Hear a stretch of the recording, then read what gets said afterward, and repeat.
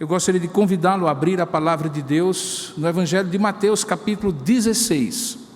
E enquanto você abre esse texto da palavra de Deus, eu queria recordar com você algumas coisas que me chamam muita a atenção, especialmente quando a gente lê algum livro ou assiste algum filme, daqueles tipos filmes épicos, filmes de sagas, em que existe uma história fantástica de uma grande missão, com personagens os mais variados, alguma coisa do tipo Senhor dos Anéis.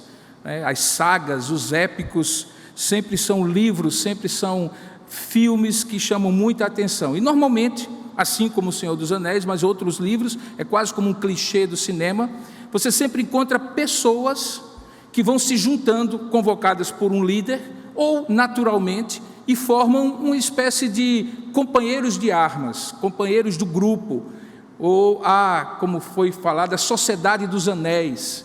E sempre tem aquela figura como daquele sujeito baixinho, que eu nunca recordo o nome dele, entroncadinho, que é o cara impetuoso, que é o primeiro a sair na frente, o primeiro a romper, ele fala rápido e fala muito, não deixa nem aos outros se posicionarem, ele já vai na frente e toma a frente de tudo. Parece que é uma espécie de clichê, sempre tem esse sujeito assim. E normalmente esse sujeito chama a atenção, mas é interessante porque na narrativa, normalmente desses livros e filmes, fica muito claro que essa pessoa que é tão impetuosa, tão firme, tão assim, à frente dos outros, também é uma pessoa cheia de falhas. Normalmente na narrativa conta uma história ou outra de como ele desanimou também mais rápido do que os demais, de como ele colocou os pés pelas mãos e atrapalhou eventualmente o momento do grupo, e às vezes foi lá para baixo e teve que ser resgatado lá de baixo pelo líder e assim por diante. Esse padrão desses coadjuvantes de uma grande história permitem que eu e você consigamos nos identificar. Essa é inclusive a função porque eles estão na história. Você sempre vai achar alguém que diz assim: eu sou parecido com aquele fulano de tal. E esse sujeito que é assim impetuoso, falante e tudo mais, normalmente tem pessoas que talvez inclusive estejam aqui ou lá onde você estiver, que se identificam: eu sou desse tipo mesmo, vou lá para cima primeiro que todo mundo, mas também às vezes eu desanimo também muito fácil e vou lá para baixo. Nesse episódio de hoje, da nossa segunda temporada da série 4 Olhares, que nós temos desenvolvido ao longo desses últimos 2 meses, e que é uma temporada que fala dos coadjuvantes, nós temos caminhado com alguns personagens que entraram na história de Jesus, escolhidos por Jesus, que é o grande protagonista da história, assim como, por exemplo, a sua mãe, que teve o papel singular de ser a mãe do Salvador, João Batista, que teve também o papel singular de ser aquele que veio antes, anunciando que Jesus viria, e como vimos domingo passado, nós também temos coadjuvantes em grupo, os 12 apóstolos, é uma espécie de sociedade dos anéis, digamos assim. E dentre eles, como eu falei domingo passado, há 2 figuras que me chamam muita atenção. Há alguns apóstolos que são absolutamente anônimos, você vê o nome deles ali e nunca mais ouve falar nada deles na Bíblia. O máximo que você tem é alguns relatos da tradição de escritores posteriores, mas 2 estão nas 4 listas que Mateus, Marcos e Lucas e o livro de Atos traz os nomes dos apóstolos, e sempre na primeira posição e na última posição. E eles 2 serão justamente os 2 coadjuvantes de luxo que eu vou falar nesse domingo e na próxima ocasião que eu ministrar nessa série, nessa temporada de coadjuvantes, os 4 olhares. Você já deve ter percebido que o primeiro, que sempre é citado primeiro, não é nada mais, nada menos do que o apóstolo Pedro, Simão, e é sobre ele que nós vamos pregar hoje. E o outro, que é citado por último, é o Judas Iscariotes, que sempre tem a marcação lá, que Mateus, Marcos e Lucas dão, que ele foi o traidor de Jesus. Hoje, portanto, nós vamos falar de Pedro. E eu cunhei um título para a mensagem de hoje, para tentar fazer um jogo de palavras e mostrar um pouco por que ele se tornou e como ele se tornou um coadjuvante de luxo, mesmo dentro de um grupo muito seleto dos discípulos de Jesus que foram chamados para ser apóstolos. Eu costumo dizer que Pedro saiu do lixo para o luxo. E é justamente essa mudança que fica muito claro nesse texto que nós vamos ler e em outras passagens que nós vamos nos referir. Então abra sua Bíblia, por gentileza, em Mateus capítulo 16, e eu gostaria de ler com você a partir do verso 13. Mateus capítulo 16, verso 13 em diante. Como você verá, eu também vou trabalhar a ideia de que não podemos ver Pedro como Pedro de menos, nem Pedro de mais. Assim como não vimos Maria de menos, nem Maria de mais. Antes, porém, de ler o texto, eu gostaria de orar com você e com você também, de modo que, se você estiver na sua casa, curva aí a sua cabeça, feche seus olhos. Você não está apenas assistindo o culto, eu espero que você também esteja cultuando aí. Portanto, ore comigo, ore conosco que estamos aqui. Ó Deus amado e querido Pai, nós queremos nesse momento, ao ler a Tua palavra, que os nossos olhos se abram, que o nosso coração se dilate e que nós possamos perceber a Tua palavra de uma maneira completamente especial, que é aquela maneira que só o Teu Espírito nos consegue fazê-la ver, fazer vê-la. Aquela maneira que nos permite discernir, perceber a palavra que o Senhor tem para nós hoje. Certamente ela é a Tua palavra inspirada pelo Teu Espírito. E é este mesmo Espírito que nós rogamos que o Senhor envie para iluminar o nosso coração, para abrir o nosso entendimento, para que possamos, ao ler, termos os nossos olhos já abertos àquilo que o Senhor quer falar conosco e àquilo que precisamos aprender de Ti nessa noite. Oramos assim, crendo que, ao final, assim acontecerá, para a glória do Teu santo nome, em nome de Jesus. Amém. Vamos falar de Pedro do lixo para o luxo. Mateus 16, 13. Indo Jesus para os lados de Cesareia de Filipe, perguntou a seus discípulos: quem diz o povo ser o Filho do Homem? E eles responderam: uns dizem João Batista, outros Elias, e outros Jeremias, ou algum dos profetas. Mas vós, continuou ele, quem dizeis que eu sou? Respondendo Simão Pedro, disse: tu és o Cristo, o Filho do Deus vivo. Então Jesus lhe afirmou: bem-aventurado és, Simão Bar-Jonas, porque não foi carne e sangue quem a ti revelou, quem a ti revelaram, mas meu Pai que está nos céus. E também eu te digo que tu és Pedro, e sobre esta pedra edificarei a minha igreja, e as portas do inferno não prevalecerão contra ela. E aí ele consegue prosseguir no verso 19, dizendo assim: dar-te-ei as chaves do reino dos céus, e o que ligares na terra terá sido ligado nos céus, e o que desligares na terra terá sido desligado nos céus. E continua: então advertiu os discípulos de que a ninguém dissessem ser ele o Cristo. E desde esse tempo começou Jesus Cristo a mostrar a seus discípulos que lhe era necessário seguir para Jerusalém e sofrer muitas coisas dos anciãos, dos principais sacerdotes e dos escribas, ser morto e ressuscitado no terceiro dia. E Pedro, chamando-o à parte, começou a reprová-lo, dizendo: tenha compaixão de ti, Senhor, isso de modo algum te sucederá. Mas então Jesus, voltando-se, disse a Pedro: arreda, Satanás, tu és para mim pedra de tropeço, porque tu não cogitas das coisas de Deus, e sim das de homens. Que Deus abençoe a sua palavra lida. Amém. Esse texto que nós lemos, eu gostaria de dividir para você melhor compreender em três partes. A primeira delas, que eu chamo de diálogo de Jesus aos discípulos. Perceba que no verso 13, Jesus ia para os lados de Cesareia de Filipe, na região norte de Israel, quase na fronteira com o Líbano, numa região que era caracteristicamente pagã, era a região mais pagã, menos influenciada pela cultura judaica, pela religião judaica.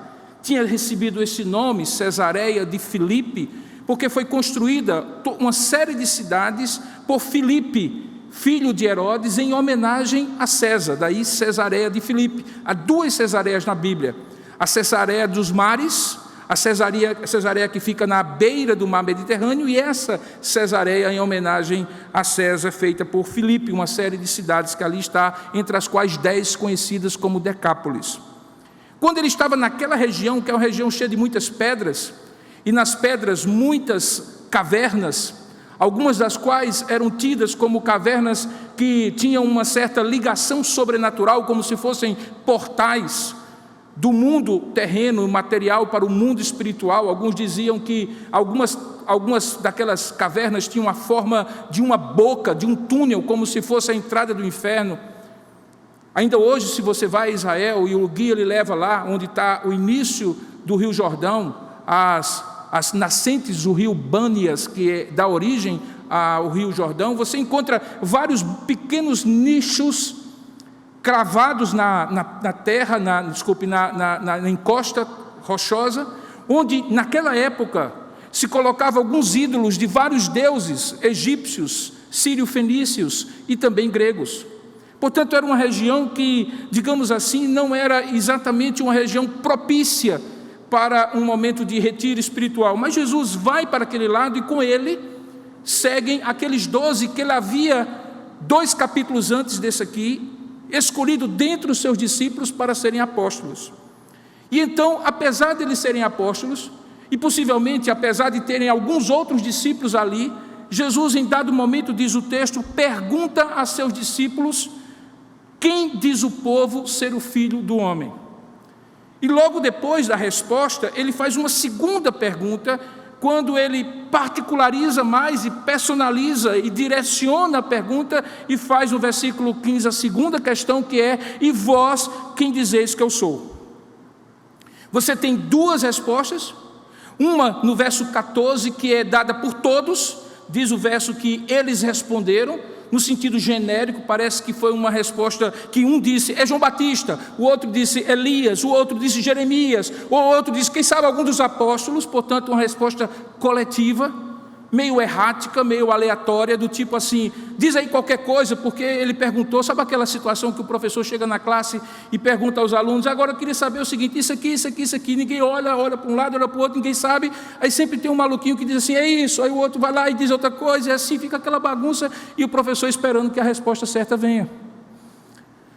É exatamente essa situação, até que Jesus então particulariza diante do fato de que nenhum deles sabia realmente dizer exatamente o que deveria ser dito.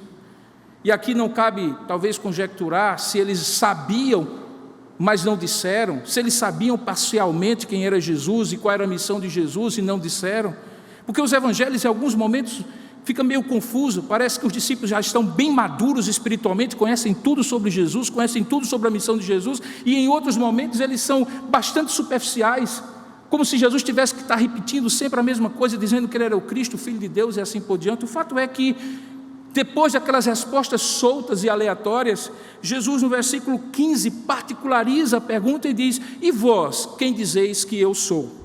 E aí não é mais uma resposta de todos, ou de qualquer um. Diz o verso 16 que responde Simão Pedro, dizendo: tu és o Cristo, o Filho do Deus vivo. Nesse diálogo de alguns versículos, de respostas e perguntas bem objetivas, eu gostaria de destacar pelo menos 3 coisas. A primeira delas é que o lugar e a circunstância em que esse episódio acontece tem uma importância. Como eu falei, aquela região é uma região pagã. Você vai entender por que Jesus usa a expressão lá na frente: e as portas do inferno não prevalecerão contra ela, porque diante talvez dos olhos dos discípulos e apóstolos havia todo aquele rochedo e aquelas cavernas. Portanto, ele faz uma alusão àquilo para falar uma verdade espiritual, coisa que ele costumeiramente faz para aplicar de maneira mais precisa a sua verdade. Há também um necessário contraste que você precisa fazer no diálogo. Como eu falei, a primeira pergunta é sobre a opinião de todos, a segunda pergunta é a opinião dos apóstolos em particular, e aquilo que Jesus diz depois também determina em muito a diferença de uma resposta para outra.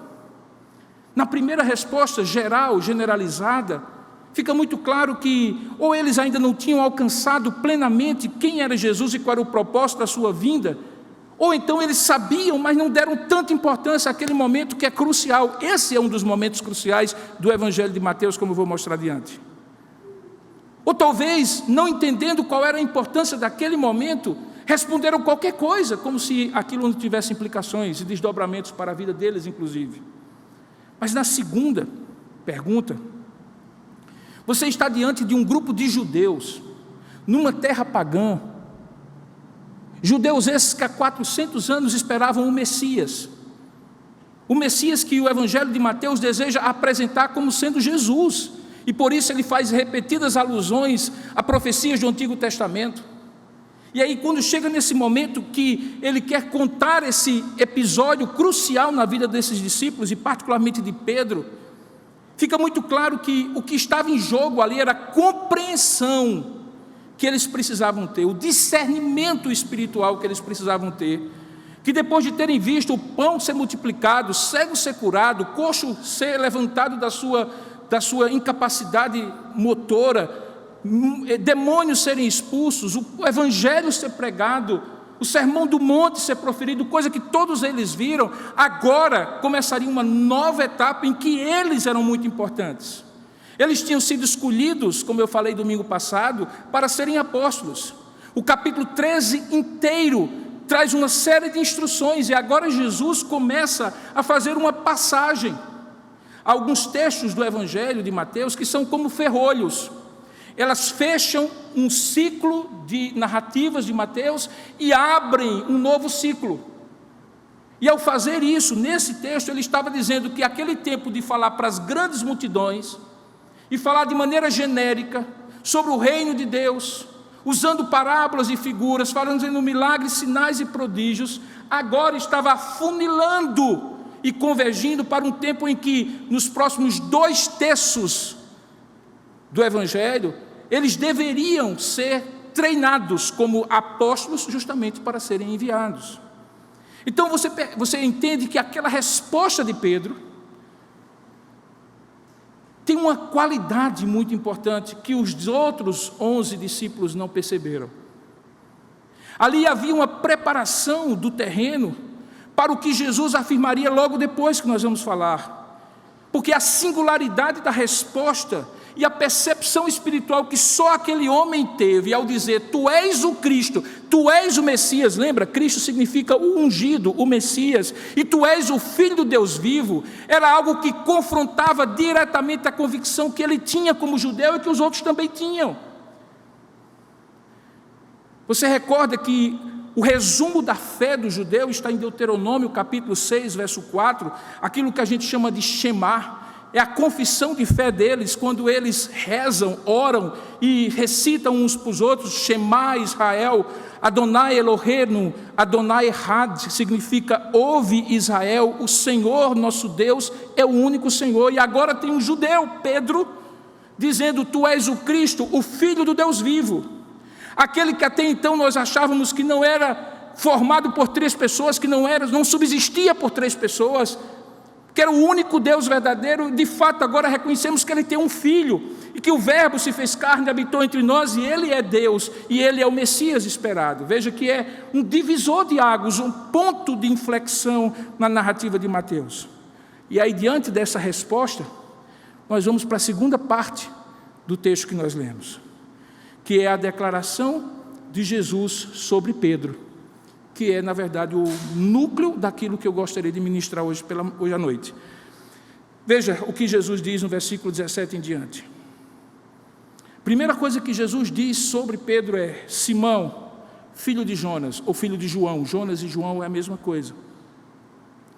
Tu foste mais abençoado do que esses outros, porque recebeste do Pai a capacidade de discernir quem eu sou à frente dos outros discípulos e apóstolos, e o que eu vim fazer. É exatamente esse o significado da frase. Então Jesus lhe afirmou: bem-aventurado és tu, Simão Bar-Jonas. Bar-Jonas é filho de Jonas.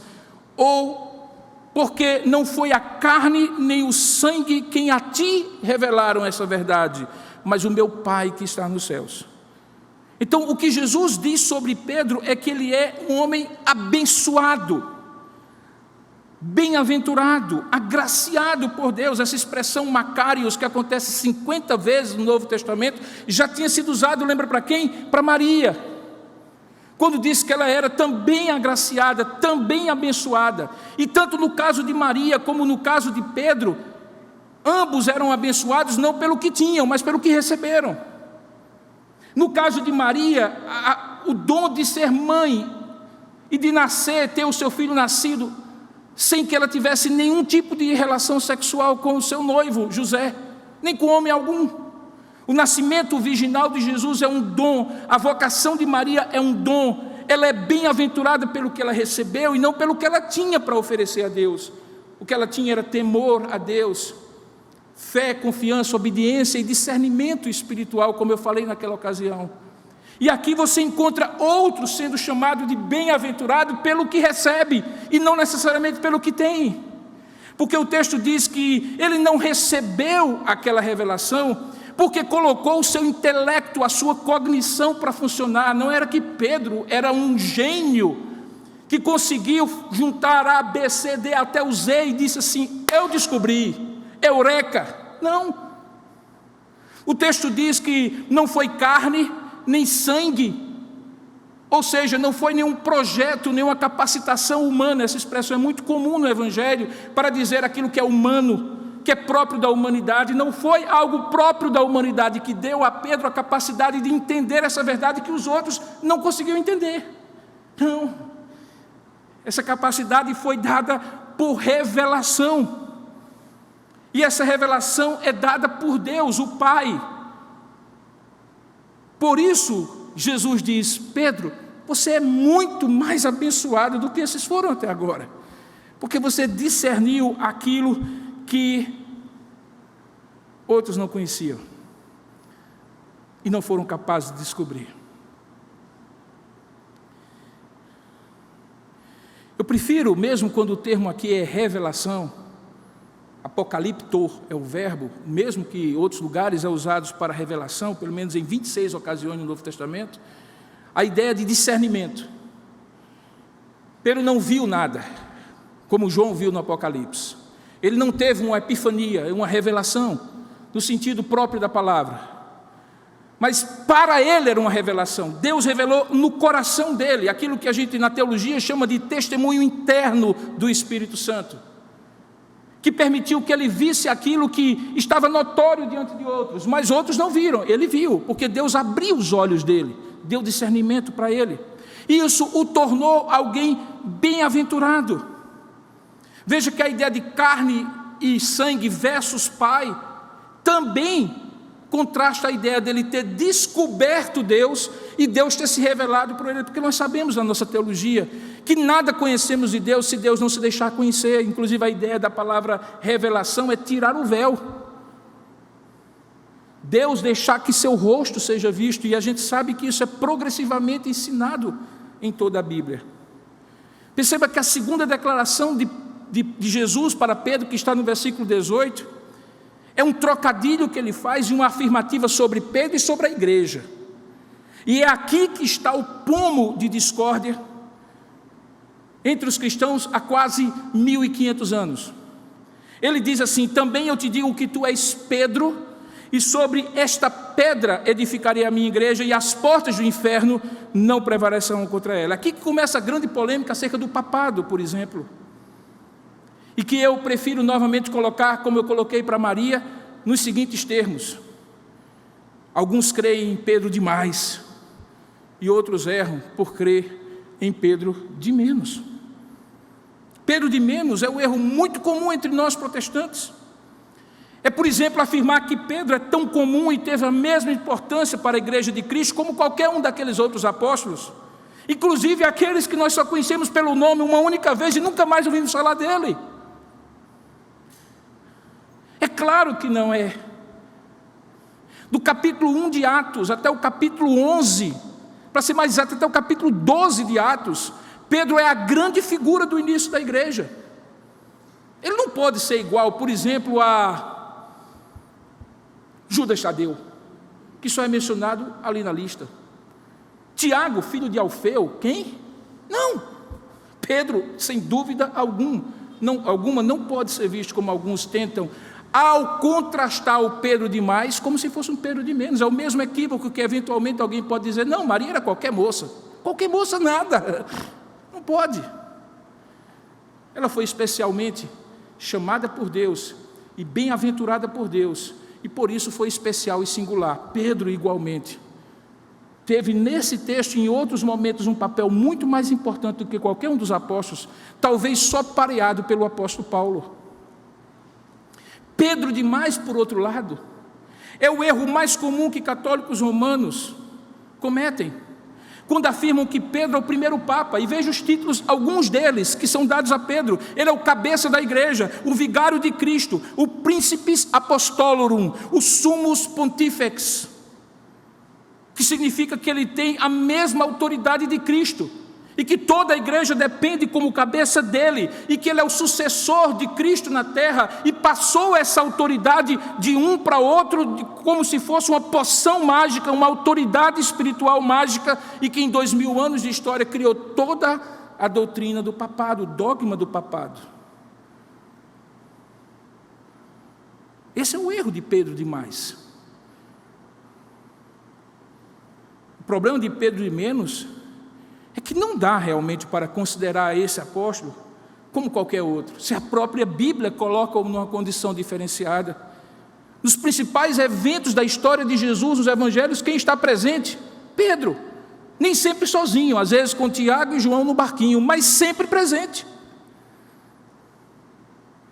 Quando a igreja começa, quem é que prega o primeiro sermão no dia de Pentecostes e apresenta o evangelho ali e recebe a graça de ver 3.000 pessoas se convertendo pela pregação dele no dia de Pentecostes, em Atos capítulo 2? Pedro. Quem é o primeiro apóstolo que vai para a região onde havia mais samaritanos e mais gentios e abre a porta para que gentios e samaritanos conheçam o evangelho? Lembra da história de Cornélio? Atos capítulo 10, que é preciso que Deus diga ao judeu Pedro, todo cioso diante da visão que tinha tido, de um lençol que se abria, e tinha todo tipo de bicho ali dentro, e Deus diz para ele na visão, come, mata e come, e Pedro diz, de modo algum, Senhor, eu sou judeu, isso é comida impura. E aí depois da visão, Deus o leva para a casa de um Simão como ele, mas curtidor, que mexia com bicho morto, tirava a pele, e que era duplamente impuro para um judeu frequentar a casa, primeiro porque era gentio, segundo, porque lidava com bicho morto, que o tornava impuro, e aquele que estivesse com ele para entrar no templo. E Deus diz a Pedro, olha, não considere impuro o que Deus mesmo santificou, e ali ele prega para Cornélio, os gentios se convertem. Depois dá uma confusão danada que acaba provocando o concílio de Jerusalém no capítulo 15, além de outros motivos. Mas é Pedro que está à frente. Então Pedro não é qualquer apóstolo, irmãos, não pode ser dito. Até mesmo na lista dos apóstolos, é dito que ele é o primeiro. Veja aí em Mateus e Marcos, em Lucas, eles mesmos chamam de o primeiro. O primeiro não necessariamente porque os outros não têm importância, mas porque foi inclusive um dos primeiros a ser chamado, junto com André, seu irmão, que o levou a Cristo, e de Tiago e João, os 2 pescadores, que eram filhos de Zebedeu. Os 4 são os 4 primeiros discípulos de Jesus. Se tinha alguém que estava desde o começo com Jesus, era Pedro. Ele não podia ser alguém como outro qualquer. Somente Pedro prega esse sermão que eu falei. Ele é conhecido como uma das colunas da igreja de Jerusalém, dirige com os outros apóstolos o grande concílio de Jerusalém, que é um divisor de águas e que faz com que o cristianismo, a partir dele, não seja visto como uma seita do judaísmo, mas como uma religião que completava no sentido de ser a plenitude das promessas feitas aos judeus, quando incorpora gentios e judeus que já estavam no povo da aliança desde a antiga aliança. É Pedro que está lá. É Pedro e João que se apresentam diante do Sinédrio, por causa da cura do coxo na Porta Formosa no templo, Atos capítulo 3 e 4, e pregam diante daqueles homens a ponto deles dizer assim, mas esses homens não são pescadores e iletrados? Eles confrontam o Sinédrio, que era o Supremo Tribunal Federal da época, a corte religiosa mais alta e jurídica, e diz assim: importa-nos obedecer mais a Deus do que a vocês. Quem? Pedro e João. É Pedro que diz para aquele homem: não tenho ouro nem prata, mas o que eu tenho te dou, levanta-te em nome de Jesus e anda. E aquele homem anda. E obviamente que você deve estar pensando assim comigo: pastor, mas o senhor está contando só a parte boa de Pedro. Mas eu vou chegar lá. Porque essa é a ideia. É que você não pense de Pedro demais, mas também não pense de Pedro de menos. E longe esteja eu de dizer que ao pensar de Pedro, não de mais nem de menos, que você o considere como o primeiro Papa, porque de fato ele não foi. O problema, portanto, de Pedro demais, que faz a gente chegar até a fronteira para não desonrar o papel histórico dele, mas não ultrapassar o limite para não dizer dele menos do que de fato Deus o fez, é o mesmo de Maria demais. É afirmar por dedução equivocada, cheia de sofismas, aquilo que o texto bíblico não afirma. Pouco importa o que a tradição diz, Cipriano falou, Tertuliano falou. Uma das coisas fundamentais para o intérprete da Bíblia é deixar a Bíblia explicar a própria Bíblia. E a Bíblia não diz que Pedro é esse demais a ponto de ser Papa. A Bíblia não diz, por exemplo, que Pedro é o cabeça da igreja. Pelo contrário, você tem várias citações em que o único cabeça da igreja é Cristo. A Bíblia não diz que Pedro é o vigário de Cristo. Vigário significa substituto, vem da palavra vicário, substituto. Não, o substituto de Cristo, quando ele foi assunto aos céus, é o Espírito Santo. Você lembra da história? Eu irei, mas não vos deixarei órfãos, mas enviarei o outro Consolador, semelhante a mim. Tanto é que ele usa a palavra homoios e não heteros, outro no sentido, ele usa a palavra halos e não a palavra heteros, outro diferente. Não, era o mesmo Deus, agora a terceira pessoa, que estaria convosco e em vós. O vigário de Cristo é o Espírito Santo em nós e em cada um, não uma pessoa de um homem, inclusive falho e pecador como Pedro. Ele também não é o nosso sumo pontífice, porque o sumo pontífice significa sumo sacerdote. E Hebreus está claramente dizendo que nós só temos um sumo sacerdote, que é mediador entre Deus e os homens. Quem é? Jesus Cristo. Portanto, dizer aquilo que a Bíblia não diz, para evitar o erro de dizer que Pedro menos do que ele é um erro equivalente ao dizer que Pedro é mais do que ele é, e que a Bíblia revela.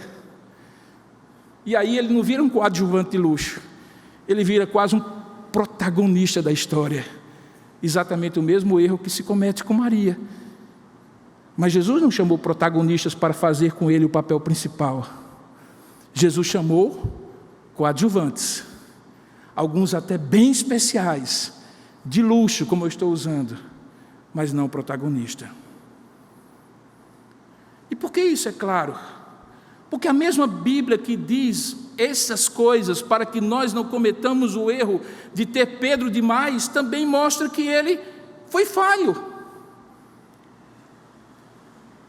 Nesse mesmo texto, como nós veremos a seguir, mas em outros textos nós encontramos Pedro vacilante, cometendo erros, precisando ser restaurado no seu apostolado, depois de ser empoderado pelo Espírito Santo, e mesmo depois de receber o Espírito Santo, ser empoderado pelo Espírito Santo, Paulo precisa repreender Pedro, porque Pedro fica ali meio escorregadio, sem querer se incompatibilizar com os judeus, de modo que quando os gentios chegavam, ele não comia com os gentios, e Paulo disse assim: que negócio é esse, rapaz?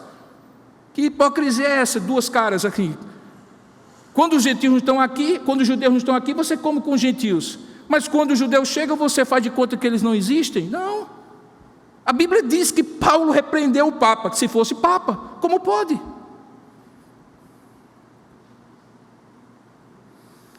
A Bíblia também não tem nenhum lugar, em nenhum lugar, Pedro desaparece da história de Atos. Quando Paulo entra no cenário, de repente, não diz em nenhum momento, como por exemplo aconteceu com Elias e Eliseu no Antigo Testamento, Pedro chamando alguém dizendo assim: olha fulano, eu sou o vigário de Cristo, eu sou o sucessor de Jesus, eu recebi o poder, a unção de ser o mediador, o cabeça da igreja, mas eu vou morrer, e aí vem cá que eu vou passar para você a unção, o poder. Você não encontra isso. Portanto, mesmo que ele tivesse sido o primeiro Papa, os outros demais após ele jamais o foram.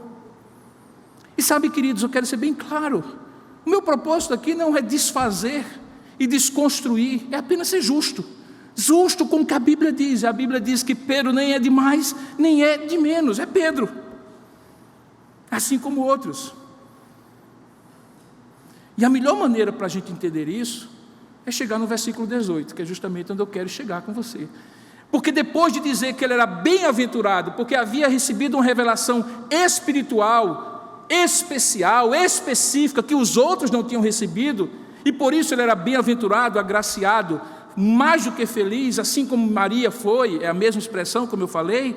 No verso 18 ele diz assim: e também eu te digo, e aí veja, fica muito claro, e talvez esse seja o grande problema, que nesta hora, como se fosse assim, eu não estou dizendo que foi, Jesus se vira para Pedro e faz um discurso direto, e diz assim: pois eu também te digo que tu és Pedro, e a palavra que ele usa provavelmente é a palavra aramaica Cefas, que é a palavra para pedra, e que ele já tinha chamado Pedro quando o chamou, dizendo assim: tu és Pedro, mas a partir de agora também serás conhecido como Cefas.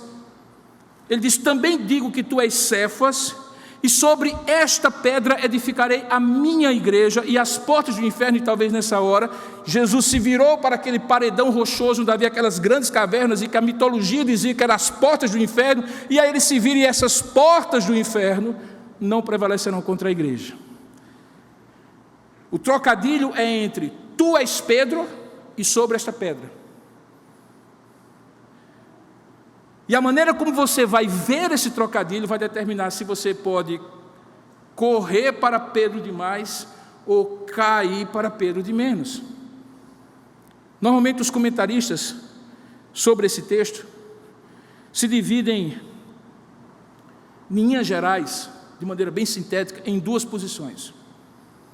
Que de fato Jesus está dizendo: Pedro, tu és pedra, e sobre tu, que és pedra, eu edificarei a minha igreja. Portanto, Pedro, tu és o fundamento da igreja. Esse é Pedro demais. Por que Pedro demais? Porque em outros tantos textos da Bíblia é dito que a única pedra sobre a qual Jesus Cristo firma a sua igreja é Ele mesmo, que Ele é a pedra angular. E quando fala de fundamento da igreja, ele não fala que Pedro é o fundamento da igreja, mas que os apóstolos todos são o fundamento da igreja. Sobre o qual, fundamento dos apóstolos e profetas, que eu expliquei domingo passado, as 12 tribos de Israel representadas nos profetas, na figura dos profetas, 12, e os 12 apóstolos que representavam o povo da nova aliança, do Novo Testamento. Sobre este fundamento geral dos apóstolos é que Jesus edifica a sua igreja, sendo ele a pedra angular, a rocha por baixo daquela edificação. A outra forma de entender é que essa pedra que Jesus fala aqui, na verdade não é Pedro, mas aquilo que Pedro diz. Ou seja, que aquela confissão que ficou conhecida na história como a confissão petrina, ou a confissão de Pedro. E qual foi a confissão de Pedro? Tu és o Cristo, o Filho do Deus vivo. É sobre este fundamento que Jesus edifica a sua igreja. Por quê? Porque é exatamente aquilo que qualquer cristão precisa crer e confessar para se tornar membro da igreja. Lembra o que é que Paulo fala aos Romanos, capítulo 10? Se com o teu coração creres e com a tua boca confessares que Jesus Cristo é o Senhor, serás salvo. Eu particularmente entendo que esta é a melhor maneira de entender o texto, porque as alternativas todas de demais comentaristas que tentam colocar na pessoa de Pedro, personalizar em Pedro, na figura de Cefas, aquele homem, como sendo o fundamento da igreja, não conseguem explicar o que o restante da Bíblia toda e do Novo Testamento falam do fundamento dos demais apóstolos, da singularidade de Cristo como pedra angular, como cabeça, como único mediador entre Deus e os homens. Portanto, essa verdade crida por Pedro, percebida, que o Espírito Santo abriu a cabeça dele para entender: eita, Então, gente, esse é o Messias, o Cristo, o Filho de Deus vivo. Ele não é apenas um grande profeta como Elias, Jeremias ou alguns dos profetas, ele é o Cristo, que o fez dizer: tu és o Cristo, o Filho de Deus vivo.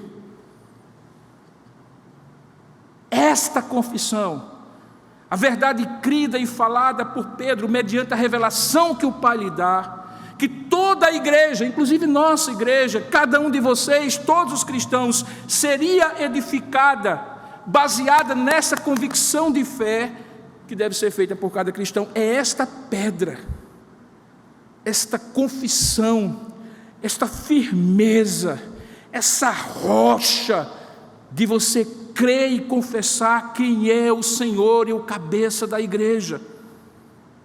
Baseado nesta convicção, é que as portas do inferno jamais prevalecerão contra ela. E veja como é muito simples entender assim, porque um dia, mais cedo ou mais tarde, Pedro morreria. E se a firmeza da igreja, a sustentabilidade, a sobrevivência da igreja repousasse sobre a figura de um homem, mesmo sobre a figura de 12, quando eles passassem o período pós-apostólico acontecesse, como essa igreja sobreviveria? Ela sobreviveu, e não somente sobreviveu, mas cresceu e chegou até nós, por causa da confissão de fé, de rocha, de firmeza, que cristãos no passado, ao longo de 2000 anos fizeram, e contra a qual nem as portas do inferno prevalecem, porque esses cristãos podem ser martirizados, perseguidos, mortos, mas aquilo que eles creem permanece como convicção de fé. E como o historiador já falou, o sangue dos mártires é a semente de crescimento da igreja. Quanto mais batia, mais a igreja crescia. E o livro de Atos dos Apóstolos é a prova disso, inclusive na vida de Pedro. Isso fica muito claro quando lá na frente, queridos, por exemplo, quando há um pequeno retrato em Atos capítulo 2, verso 41, que eu gostaria que projetasse, Alecilda, por favor. Quando é tirado um retrato, como se dizia antigamente, da igreja naquela época, não é um filme, é uma foto instantânea, de como era saudável e frutífera aquela igreja. Olha o que é que diz, onde aquela igreja firmava a sua saúde e a sua frutificação. É dito assim em Atos capítulo 2, verso 41. Diz que, e eles, pode projetar, e eles, não, capítulo 2, sim, verso 42, desculpe, antecipei um versículo. E eles, esses 3.000 que tinham sido convertidos, perseveravam na doutrina dos apóstolos, e não na doutrina de Pedro. Que doutrina era essa? Era a doqueia, a didascalia, o ensino, a convicção, a confissão de fé que os apóstolos receberam de Cristo e transmitiram à igreja, e baseada nesta certeza, a igreja se firmava. Terceiro aspecto, que vai a partir do versículo 19, é que de fato, irmãos, é dado diretamente a Pedro, mas como eu vou demonstrar, não exclusivamente a Pedro, uma autoridade espiritual fundamental. No versículo 19 diz assim: dar-te-ei as chaves do reino dos céus, e o que ligares na terra, e preste bem atenção, porque quem perdeu a aula de português não vai entender isso aqui. Dar-te-ei as chaves do reino dos céus, e o que tiveres ligado na terra, terá sido ligado nos céus.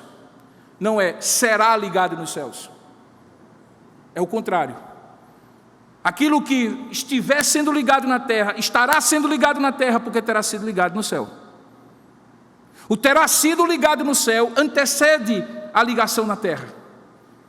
E só tem poder a ligação na terra, porque dentro do misterioso e soberano vontade de Deus e plano divino, foi ligado nos céus. Primeiro, inclusive essa é a ordem da oração do Pai Nosso.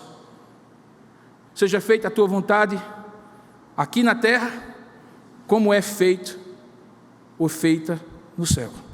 E aí ele diz: dar-te-ei as chaves do reino dos céus. O que ligares na terra terá sido ligado nos céus, e o que desligares na terra terá sido desligado nos céus. As chaves para abrir e fechar para o reino dos céus é, sem dúvida alguma, a autoridade espiritual da igreja de Cristo, que ali estava representada na figura de Pedro e dos apóstolos. E que autoridade seria essa? Olha, irmãos, todo o restante dos evangelhos e o livro de Atos diz que a igreja abria os céus, porque Deus já tinha aberto, e ela fazia isso como obediência à missão, quando ela proclamava o evangelho, quando ela administrava os 2 sacramentos que Jesus deixou, as 2 ordenanças, o batismo e a Santa Ceia, e quando ela exercia a disciplina daqueles que faziam parte da igreja. Inclusive, é isto que Calvino diz serem as 3 marcas da verdadeira igreja, que não tem a ver com nome nem CNPJ. Igreja de Cristo é a igreja de Cristo quando ela proclama de maneira fiel o evangelho, quando ela celebra de maneira correta o batismo e a Santa Ceia, e quando ela exerce a disciplina dos seus membros. Ali estará uma igreja de Cristo. E ao fazer isso, ela estará trazendo pecadores, como aconteceu no livro de Atos, 3.000, logo depois 5.000, e assim cresceu até hoje, quando ela proclama a verdade, quando ela ministra esses 2 sacramentos, o batismo, que é a expressão visível da regeneração invisível que já aconteceu, o testemunho público diante dos outros do que aconteceu no seu coração, e a Santa Ceia, que regularmente renova a sua comunhão com Deus e como meio de graça fortalece a sua fé. Quando a igreja faz isso e exerce disciplina sobre os seus membros, disciplina espiritual para que eles não se desviem para erros doutrinários, disciplina moral para que eles deem bom testemunho do evangelho, a igreja está, seja Pedro, os apóstolos ou qualquer comunidade, exercendo o papel de exercer a autoridade espiritual que só a igreja tem. O Estado não tem, o governo não tem, a ciência não tem, a academia não tem.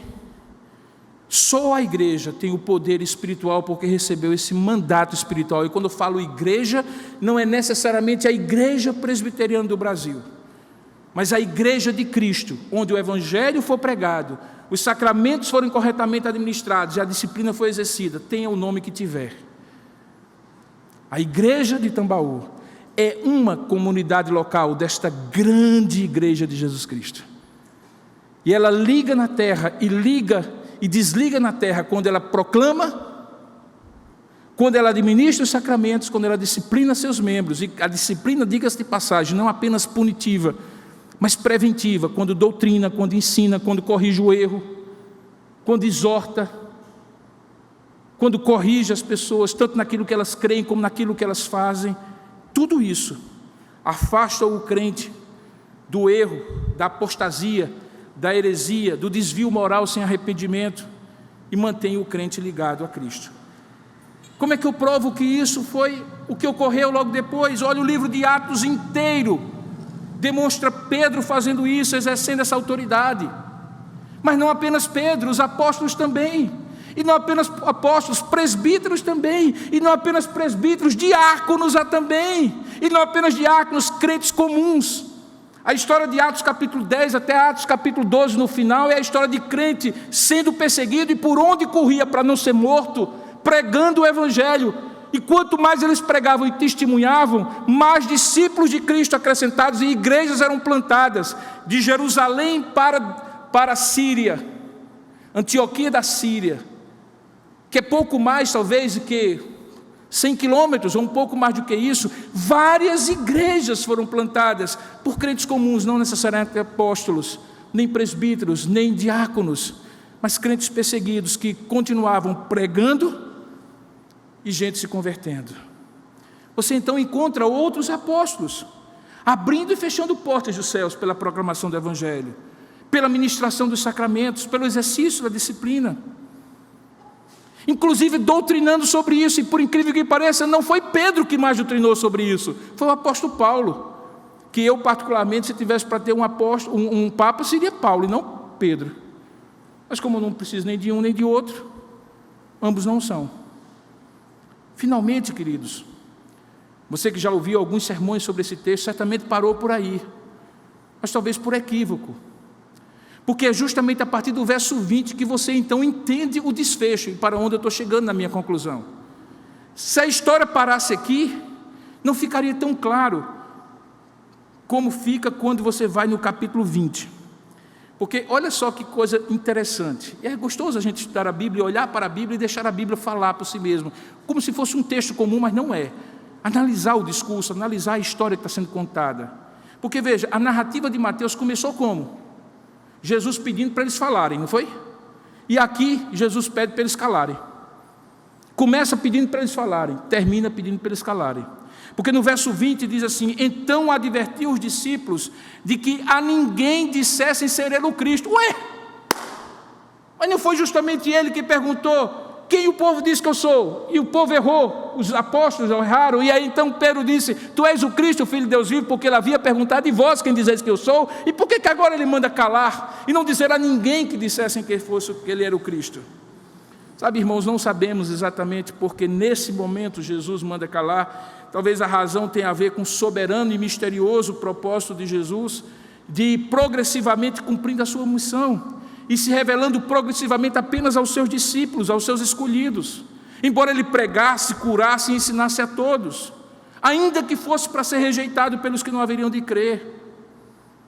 O fato é que claramente Mateus faz desse texto agora uma daquilo que eu chamei de, como é que eu usei mesmo? A expressão da porta? Uma ferrolho, não é um ferrolho, uma dobradiça, porque a dobradiça está nessa expressão aqui, ó, quando ele diz assim no verso 21, desde esse tempo. Essa expressão ocorre várias vezes no Evangelho de Mateus. É como se ele dissesse, agora, a partir de agora, começou, veja o verso 21, Jesus Cristo a mostrar a seus discípulos que lhe era necessário seguir para Jerusalém e sofrer muitas coisas dos anciãos, dos principais sacerdotes e dos escribas, ser morto e ressuscitado no terceiro dia. E aqui acontece o desfecho da história, que é a parte mais interessante desse texto todo para mim. É que Pedro, que havia se destacado até agora positivamente, no jogo do milhão ele tinha chegado à última pergunta, aqui ele leva bomba logo na primeira. Porque diz o texto que quando Jesus diz, olha, agora que ficou claro que vocês receberam essa autoridade, então a partir desse momento deixa eu deixar claro, o meu foco, minha missão vai ser, eu vou a Jerusalém, eu vou ser morto e ressuscitado, conforme as promessas do Antigo Testamento, para o cumprimento da minha missão redentora. Aí Pedro se empolgou. Pedro achou que, como ele tinha acertado a primeira vez, então cabia ele chamar o mestre. Olha só que ousadia, imagina só, não é um estudante que terminando a aula chama o professor e diz, professor, eu não entendi direito aquele ponto, mas fiquei com vergonha de dizer na frente do pessoal, me explica melhor isso aqui. Os discípulos já tinham feito isso outras vezes. O texto diz que Pedro chama Jesus à parte, e olha o que diz, começa a reprová-lo. O coadjuvante achou que podia chamar o protagonista e dizer assim, olha, eu quero dizer para o senhor que agora que eu acertei, agora que o senhor disse que eu sou o cara, agora que o senhor disse que eu sou mais bem-aventurado do que os outros 11, olha só, então eu quero dizer para o senhor, não faça isso não, homem, tenha compaixão do senhor, que história é essa de ir para Jerusalém para morrer? Deixe disso, isso de modo algum te acontecerá. E aí o Pedro leva uma bordoada daquelas que deixa o sujeito no tamanho e no lugar que ele precisa ter, porque diz o texto que Jesus volta-se para Pedro, sai Satanás, não precisa disso tudo, diz, arreda Satanás, saia. Mas quem estava falando era Pedro. Mas do mesmo jeito que antes, Jesus identificou que quando Pedro falou, foi o Espírito Santo que falou por intermédio dele. Agora, Jesus identificou que quando Pedro falou, quem estava falando por intermédio dele? Satanás. E não quer dizer que Pedro estava possesso, como alguns imaginam, não. Porque mesmo você, crente, mesmo o pastor Robson, algumas vezes, movido pela carne, como diz o texto aqui, cogitando das coisas dos homens e não de Deus, a gente diz alguma coisa que, ao invés de ser uma pedra que edifica, o que é que Deus chama ele? De pedra de tropeço. O Pedro se tornou o Pedro. Aquele Pedro, cuja confissão era a rocha que Jesus queria edificar a sua igreja, agora se tinha tornado uma pedra de tropeço. E aqui, queridos, não é pouca coisa, não. A pedra de tropeço, ou a pedra de escândalo, como dizem outros textos, é o oposto, diametralmente oposto de pedra de conduta, pedra angular, pedra de fundamento. Tanto é que Jesus, a profecia dizia assim, que aquele que era pedra angular tinha se tornado para os líderes religiosos como pedra de tropeço. Porque a pedra estava lá, como qualquer outra pedra. Você pode se firmar nela, ou pode tropeçar nela. Quando você tropeça nela, ela é pedra de escândalo. Porque o que é o escândalo? É tudo aquilo que eu falo ou faço, que faça alguém perder a sua fé e se desviar dos caminhos do Senhor.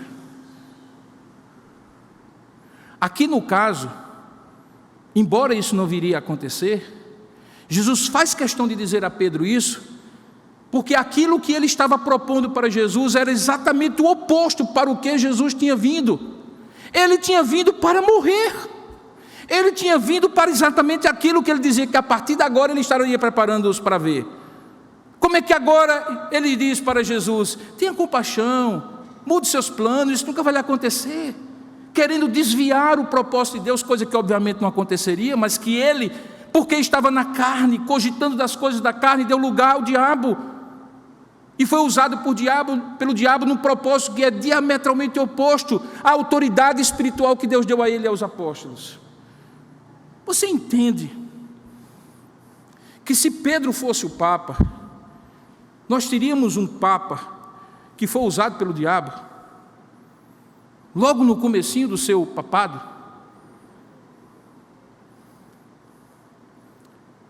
E por que eu digo isso? Porque não cabe aqui o Pedro de mais. E embora haja o Pedro de menos, é melhor encará-lo como aquele que, quando tem um discernimento espiritual para saber quem é Jesus e qual é a sua missão, ele é uma pedra de firmeza e convicção que fundamenta a igreja juntamente com os outros apóstolos. Mas quando ele viaja na maionese, não entende nada, se empolga, fala tolice, na carne, e ainda é usado por Satanás, ele é uma pedra de tropeço. Na primeira resposta, Pedro é uma rocha na sua confissão, firmeza, resolução. Agora Pedro rapidamente se torna e é chamado por Jesus de pedra de tropeço, algo muito sério, tão sério que em algum outro lugar da Bíblia diz que se alguém um dia se perceber sendo pedra de tropeço para um dos pequeninos do Senhor, é melhor colocar uma rocha pendurada no pescoço e pular da ponte. Tal é o sacrilégio e o risco e o dano que uma pedra de tropeço pode fazer à fé dos outros. O que eu concluo dessa última parte? É que Pedro era Pedro, irmãos. Como os outros apóstolos, um discípulo de Jesus em formação. O extraordinário de Pedro era o chamado de Deus. O extraordinário de Pedro era a autoridade extraordinária do Deus extraordinário que lhe deu uma missão extraordinária. Isso não é diferente de você, querido, que num determinado momento pode fazer uma firme convicção de fé e no outro dia você perde tropeço para a vida de alguém. Um dia está no luxo de ser usado por Deus como coadjuvante de luxo de Deus, e depois no outro está no lixo da história, anônimo e pior, parecendo com aquele Pedro que vem a negar e precisa ser restaurado. Porque se tempo eu tivesse, eu iria para aqueles 2 textos que complementam esse, que é o texto quando Jesus repreende, quando Pedro nega Jesus, e que é o equivalente, diga-se de passagem, é o equivalente ao que Judas falou e fez, ao que os outros fizeram quando abandonaram e deixaram Jesus sozinho na cruz, apenas acompanhado das mulheres e de João, o apóstolo amado, e que só não teve o desfecho que teve com Judas e com outros, porque Jesus foi e restaurou o apostolado de Pedro. Naquele episódio, você lembra que ele, precipitado como ainda era, coloca a rede no pescoço, em cima dos ombros, e diz assim: para mim deu, basta, perdemos 3 anos e meio, aquela história de vinde após mim, eu vos farei pescadores de homens, eu vou voltar a pescar, porque é isso que eu sei, meu pai Zebedeu me ensinou, era onde eu devia ter ficado. E entra no mar, e como ele era um líder, e todo líder influencia para o bem ou para o mal, o que é que os discípulos como ele foram? Os apóstolos foram com ele. E aí acontece aquela pesca que acaba acontecendo na praia, de Jesus perguntar 3 vezes para ele: Pedro, tu me amas? E restaurou o apostolado de Pedro. Por quê? Porque Pedro é você, Pedro sou eu. O luxo na nossa vida, que eu estou usando esse termo, é o luxo de ser servo, é o luxo de ser chamado, de um projeto extraordinário, gente ordinária, falha como Pedro e como eu e como você. Não precisa fazer Pedro de menos para evitar ele ser demais. Só precisa ver Pedro como todos os outros coadjuvantes da história de Jesus. Homem, chamado extraordinariamente, ordinário como só os homens são, e as mulheres também, no sentido genérico eu estou usando o termo, e que só se tornam extraordinários por causa do chamado extraordinário, do Deus extraordinário para a missão extraordinária. Lembra que no início da mensagem eu falei sobre essa presença muito comum de coadjuvantes cujas características são impetuosidade, entusiasmo e assim por diante. Fica muito claro quando nesses livros e filmes a coisa vai acontecer, que lá na frente, essa é a mensagem normalmente dos livros e dos filmes de épicos e de saga, que a força do grupo é que sustenta a fraqueza dos indivíduos. Porque se é verdade, queridos, que a fraqueza de um grupo está na fraqueza do mais fraco do grupo, a força de um grupo está não na força do mais forte do grupo, mas na força conjunta que une o grupo, e que no caso de Pedro e os apóstolos, era o chamado apostólico. O que me chega então à conclusão, queridos, que Pedro em algum momento, como de fato a Bíblia inclusive narra em algumas ocasiões, nem poderia chegar sequer perto do protagonista da história, como também em vários momentos precisou ser apoiado, auxiliado, encorajado por outros apóstolos, e até por discípulos simples que se juntaram a ele. Então, se é verdade que na vida cristã, Deus, do mesmo jeito que não usa alguém pela metade, mas usa metade de alguém, se essa metade for a única coisa que a pessoa tenha para oferecer, Deus também não usa alguém sozinho, porque esse alguém é especial e não precisa de ninguém, mas usa alguém especialmente, porque tem uma vocação especial para cada um, que se completa e é complementada por todos. Quem fortalece é a missão e aquele que chamou, aquele que chama cada um de nós para ser parte do corpo, do qual só Ele é cabeça, é o que nos faz sair do lixo para o luxo, de uma vida sem propósito, na periferia da vida, que nós poderíamos viver sem ser percebidos nem pelos nossos vizinhos, para tornar um pescador como Pedro, como Tiago, como João, um coletor de impostos como Levi.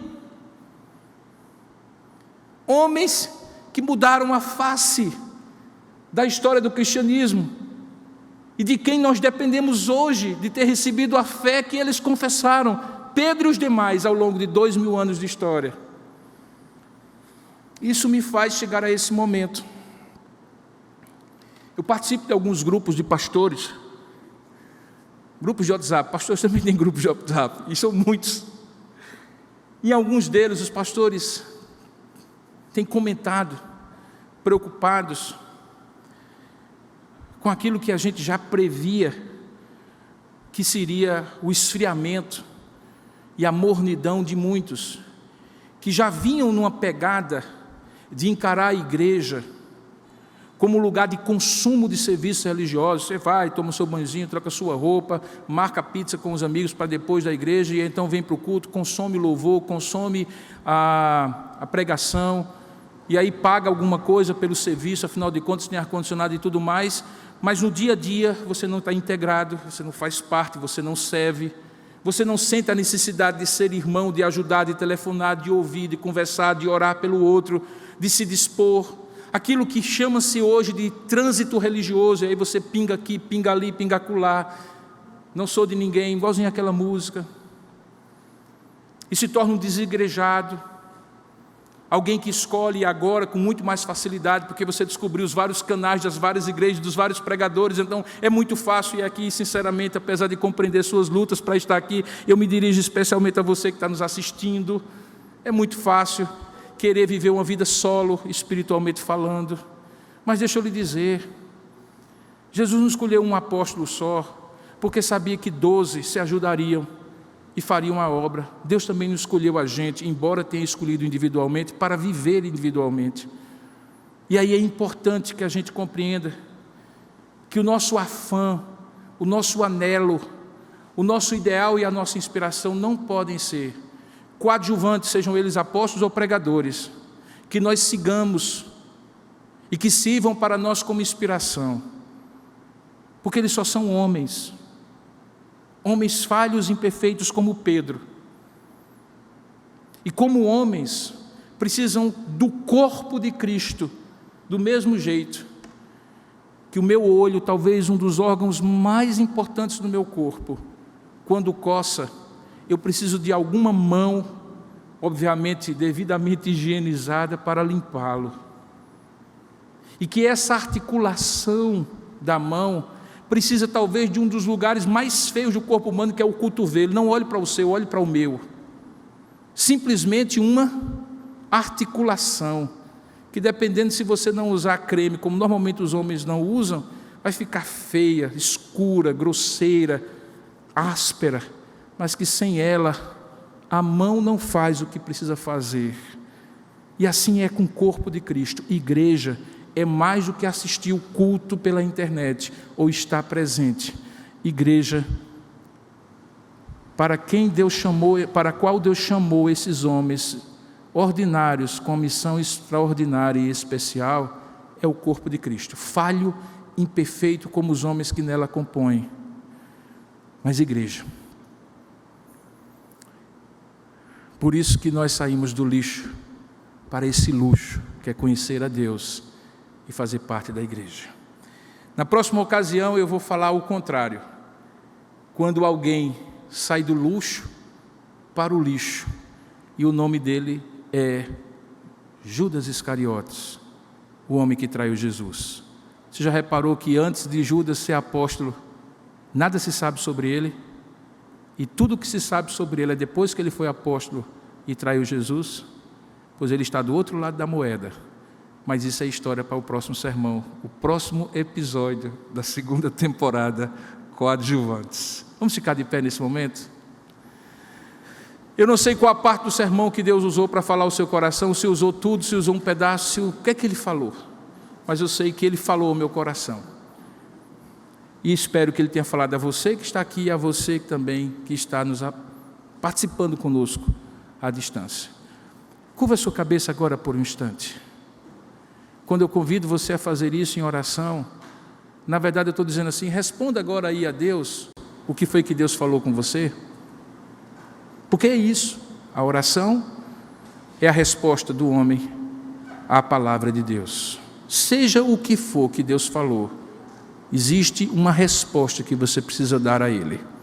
E eu espero que você dê a melhor resposta. Vamos ter alguns momentos de oração individual. Você que está aqui, você que está participando à distância.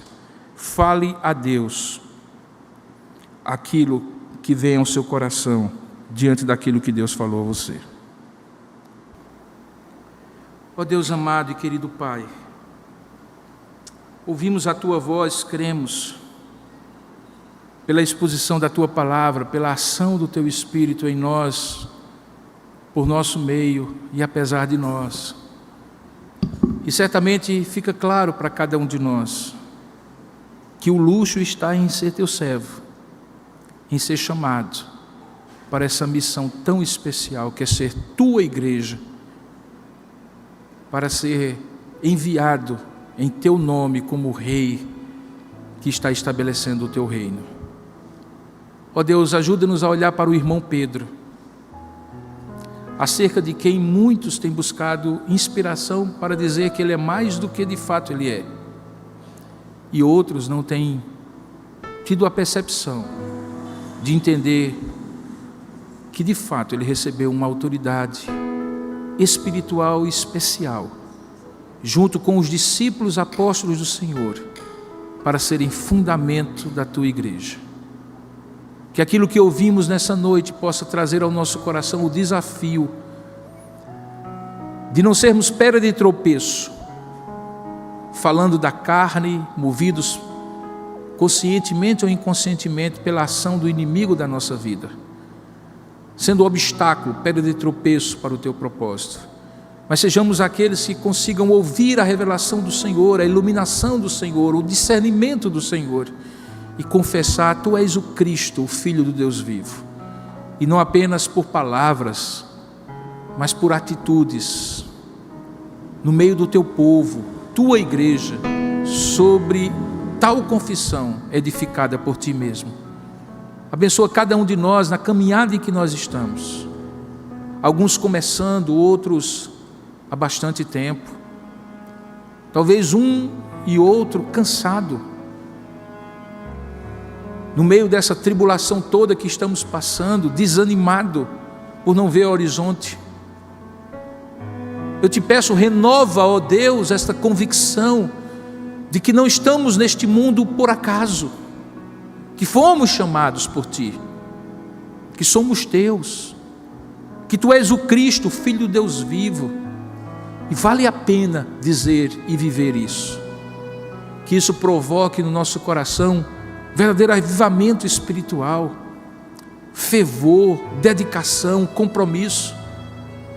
Que não venha de nós a nossa força, porque não há força no braço humano, Senhor. Pelo contrário, nós somos como Pedro, que Te negamos várias vezes para nos preservar.